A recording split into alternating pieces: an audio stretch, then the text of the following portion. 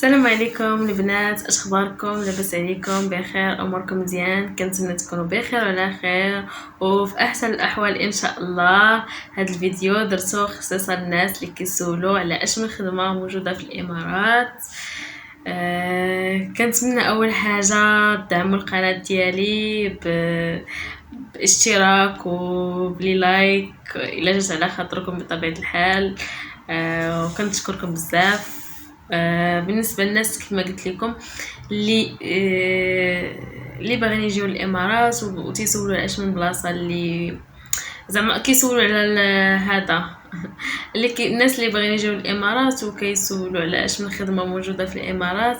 بالنسبه لنا صراحه اكثر خدمه اللي موجوده بالنسبه للناس اللي كتلقى ما عندهمش دبلوم او ما عندهمش شي حرفه.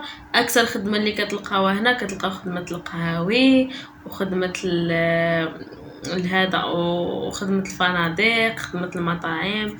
عندك خدمه القهوه والمطاعم والفنادق مطلوبه بزاف، خصوصا بالنسبه للناس اللي ما عندهمش اللغه. يعني ممكن تخدموا في الفنادق ولكن ماشي بزاف. اكثر بلاصه تقدر يعني الناس اللي ما عندهمش هكا اللي ما عندهمش اللغه اكثر بلاصه اللي يقدروا يخدموا فيها وما عندهمش لا دبلوم لا حرفه هي يا اما القهاوي يا اما المطاعم. فيهم الخدمه موجوده بزاف. وخدمه القهاوي يعني هي خدمه صراحه اللي هي محترمه. يعني المطاعم سميتو هي خدمه زوينه بالنسبه للناس اللي باغيين يجيو يقلبوا على ريوسهم وباغيين يخدموا حتى ما خدمتهم صراحه زوينه. وبالنسبه لهذا بالنسبه للفنادق تيبغوا اللغه، تيبغوا الانجليز.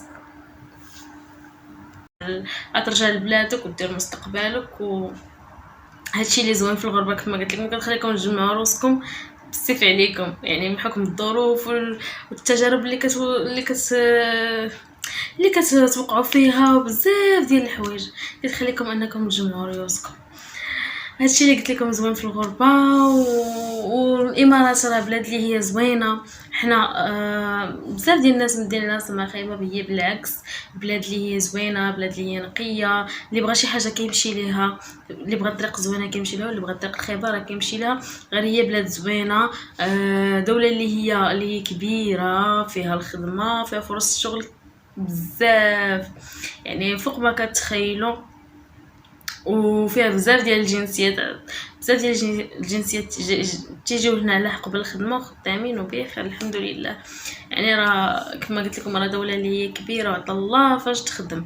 يعني اللي بغى يخدم وبغى يجمع راسو عطا الله فاش تخدم. وزوين فيها حاجه اخرى، فيها الامان، انك كتمشي مرتاح في اي وقيته بغيتي تخرج، بغيتي تمشي لشي بلاصه فيها الامان. ما كاينش اللي يقيسك، ما كاينش اللي يتعدى عليك، ما كاينش اللي يدي لك ديالك.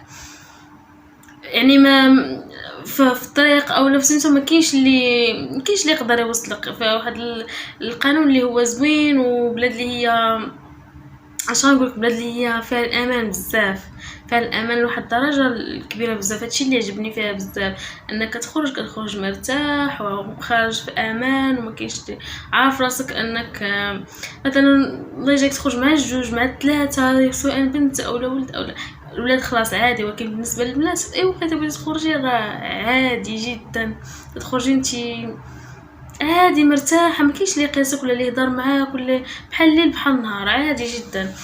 كما قلت لكم الامارات بلاد اللي هي زوينه. وفي هذا الوقيته الناس اللي باغيين يقلبوا على خدمه، هذه هي وقيته الخدمه، هذه هي الوقيته اللي تجيو فيها وتقلبوا فيها على رؤوسكم. بحكم انني جيت واحد الوقيته اللي كان فيها الحال سخون وكان فيها الصب، ما كنتش كنقدر نخرج في الصباح نهائيا. داكشي علاش قلت مع راسي ندير فيديو للناس اللي باغيين يجيو للامارات وتفكروا هذه احسن وقيته وفيها الخدمه موجوده. وكما قلت لكم يعني الجو زوين دابا من شهر 12 حتى لشهر 5 تيكون الجو زوين بزاف. يعني تقدر تقلبي على راسك على خاطرك، تخرجي تقلبي على خدمه، تدفعي سيفيات، بزاف ديال الحوايج يعني. والناس اللي باغيين يجيو يدوروا يجيو سياحه ويدوروا يبدلوا الجو راه هذه تما راه هاد الوقيته راه زوينه ليهم. ايوا الله يسر الجميع، ونتمنى التيسير لاي واحد ناوي شي حاجه في حياته. الله يسر البنات في البلاد اللي باغيين اللي باغيين يجيو ويقلبوا على راسهم الله يسر ليهم تما. وانا راه كنشجعكم بالنسبه اللي بغى يجي، راه كنشجعكم صراحه. الامارات بلاد زوينه بزاف، ولا جيتو ما غايش تندموا. وضروري في الاول حكا كيتنادم معكم الحال الحكم انكم كتجيو لهاد البلاد، انكم كما قلت لكم ما عارفينهاش ما حافظينهاش، ما عارفينش من تدخلوا من تدخلوا تخرجوا. ربما تجي كتخدم شي خدمه اللي ما كتعجبكش، ربما السكنه ما كتعجبكش، ربما بزاف ديال الحوايج. ولكن غير كطولوا شويه تيخاص الصبر في داك الشهر الاول الثاني حتى الثالث ممكن كاع على حسب.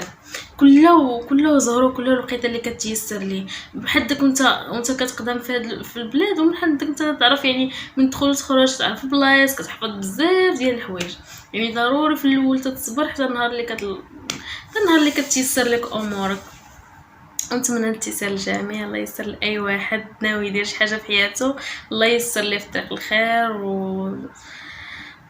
والله يسر لكم كاملين. والسلام عليكم.